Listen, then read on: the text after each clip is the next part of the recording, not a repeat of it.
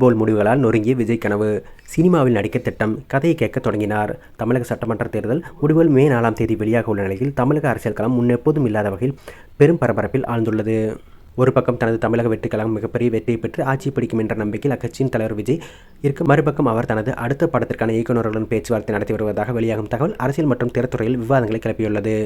மே 4ஆம் தேதி யாருக்கு ஜாக்பாட்? 234 தொகுதிகளிலும் தனித்து போட்டியிட தமிழக வெற்றிக் கழகத்தின் அரசியல் பயணம் இந்த தேர்தலோடு ஒரு முக்கிய கட்டத்தை எட்டுகிறது. தேர்தலுக்கு பிந்தைய கருத்து கணிப்புகள் பலவிதமான முடிவுகளை காட்டினாலும் விஜயின் தீவிர பிரச்சாரமும் இளைஞர்கள் மற்றும் பெண்கள் மத்தியில் அவருக்கு இருந்த வரவேற்பும் அக்கட்சிக்கு ஒரு வலுவான வாக்கு வங்கியை உருவாக்கியுள்ளதாக கூறப்படுகிறது. மே 4ஆம் தேதி வாக்கு எண்ணிக்கை முடிவடையும் நிலையில் விஜய் கிங் ஆக உருவெடுப்பாரா அல்லது கிங் மேக்கராக மாறுவாரா என்பது தெரிந்துவிடும்.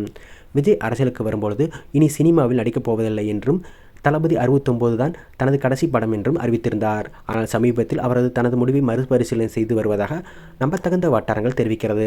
இதற்கு முக்கிய காரணமாக சொல்லப்படுவது ஜனநாயக படத்தின் லீக் விவகாரம். சென்சார் சிக்கல்கள் மற்றும் அரசியல் அழுத்தங்களால் திரையரங்கில் வெளியாகாமல் தாமதமான நிலையில் கடந்த ஏப்ரல் 9ஆம் தேதி முழு படமும் இணையதளங்களை கசிந்தது. இதனால் தயாரிப்பு நிறுவனத்திற்கு ஏற்பட்ட மிகப்பெரிய பொருளாதார இழப்பை ஈடுகட்ட விஜய் விரும்புவதாக கூறப்படுகிறது. ஒருவேளை தேர்தல் முடிவுகள் சாதகமாக அமையவில்லை என்றால் இந்த இழப்பை சரி செய்யவும், ரசிகர்களை திருப்திப்படுத்தவும் மீண்டும் கேமரா முன் அவர் நிற்க தயாராகி வருவதாக தெரிகிறது. விஜய் ஏற்கனவே சில முன்னணி இயக்குநர்களுடன் ரகசியமாக பேச்சுவார்த்தை நடத்தி வருவதாக கோலிவுட் வட்டாரங்கள் கிசுகிசுக்கப்படுகிறது. விஜயின் இரட்டை வியூகம்.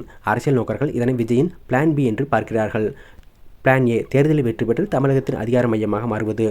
பிளான் பி, முடிவுகள் பின்னடைவாக அமைந்தால் சினிமா மூலம் மீண்டும் மக்களிடையே தனது செல்வாக்கை வெளிப்படுத்திக் கொண்டு அடுத்த தேர்தலுக்கு தயாராவது. விஜய் அரசியலில் இருந்து விலகப் போவதில்லை. ஆனால் சினிமா என்பது அவருக்கு ஒரு வலுவான தளம்.